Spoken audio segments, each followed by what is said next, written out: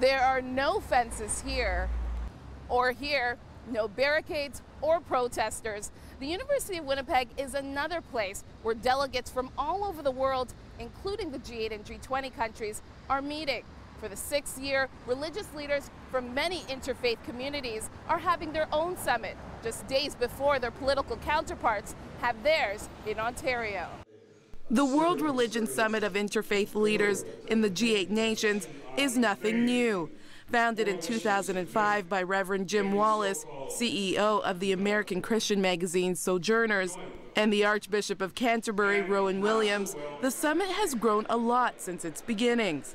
Now an interfaith event, this year alone, almost 100 faith leaders converged on Winnipeg, always choosing to meet in the same country as the political leaders' G8 G20 Summit. This is the first time the Interfaith Leaders Summit has ever been hosted in Canada.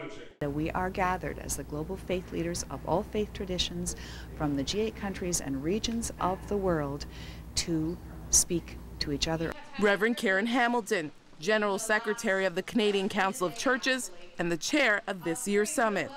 And to speak to the G8 and the G20 and to say it is not acceptable that a child dies every 3 seconds from poverty-related causes that are completely preventable.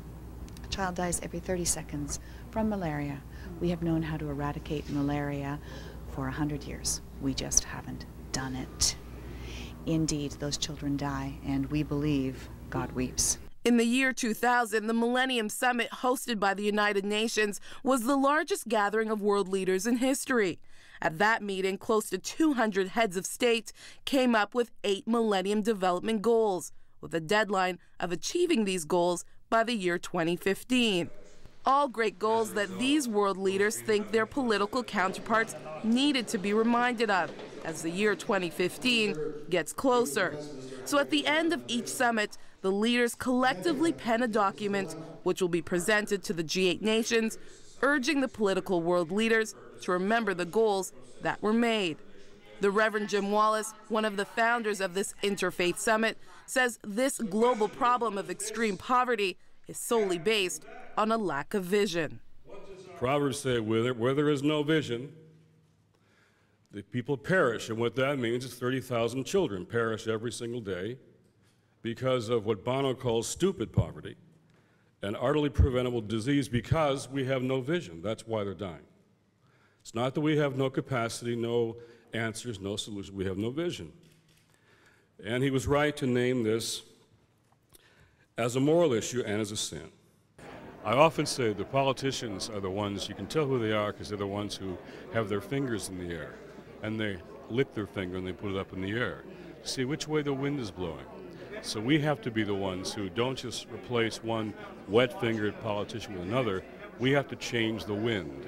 One person who is trying to change the wind of extreme global poverty is John McArthur, CEO and Executive Director of Millennium Promise, a not-for-profit organization whose job it is to help achieve the goal of cutting extreme poverty in half by 2015. There's 1.4 billion people living in extreme poverty out of nearly 7 billion people on the planet. And if we think about how impossible it feels, or we're told so often in our society, it's just too hard, it's someone else's problem, someone else is taking care of it, it's not true. These are practical problems that we all need to take ownership of. The Honourable Lloyd Axworthy would agree. Now the president of the University of Winnipeg, Dr. Axworthy's political career spanned over 27 years, both in provincial government and most notably federal government. He knows firsthand what happens at the G8 political summits. He was the Foreign Affairs Minister for 4 years. He says more needs to be done to achieve these goals on time. We're not doing very well. I mean, that's part of the problem. I think that there's a real disappointment that when the 2005 summit really took this on as a major achievement, so halfway through, we're a long way from beginning to achieve those Millennium Development Goals. I think the fact that Canada has brought forward the issue of maternal mortality is an important one, because that's one of the key goals, but I think there's a lot of others that need to be brought forward. That's why world faith leaders at this year's summit felt it imperative not just to hold the world's governments accountable, but also make sure their faith groups are held accountable as well. I really think faith communities have the opportunity to not only talk about what needs to be done, but to lead the way, to be the example and say, come join us as we re-engage maybe the lost discipline, spiritual discipline of self-sacrifice for the benefit of others. That's the call of God, I think, that we all share together. Many people see religions to be at odds with one another and perhaps the cause of a lot of conflicts, and certainly religion, when misapplied, can do that. So I think it's also important to show that religions can come to agreement on a variety of things. It's important that we, from our own sources, our own traditions, find common ground, express where we are agreed, encourage our governments to pursue justice, to do avenues of peace, of reconciliation, to the degree that they're able, and that we have to model the same. With many of the international leaders having a chance to address the summit directly throughout the 3 days.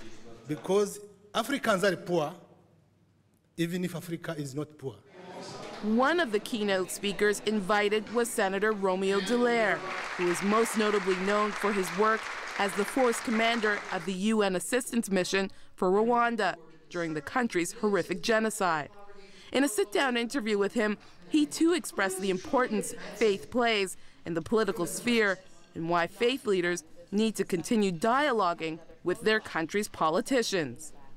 I would hope that they bring forward to the leaders the recognition that faith, religion are components of societies, and although they are not to be married with politics, they are influencing the politicians themselves as individuals, and so you can't disconnect that, and all the more that they be well informed and sort of knowledgeable. By the end of the 3-day summit, all delegates had the opportunity to bring insight to the joint statement intended to be presented to the G8, G20 political leaders and discuss how each leader could encourage their own country to achieve the Millennium Development Goals. But Dr. Karen Hamilton says the conversation should not end here with these leaders. This is something we can all do and encourages all people of faith, both leaders and members, to get involved with the political process and make their voices heard. If we raised our voices consistently, persistently, and spoke to our secular parliamentarians as people of faith in a democratic country, that would move mountains. To find out more about the World Religion Summit of Interfaith Leaders in the G8 nations, go to our website at 100huntley.com. In Winnipeg, Manitoba, Magdalene John, 100 Huntley Street.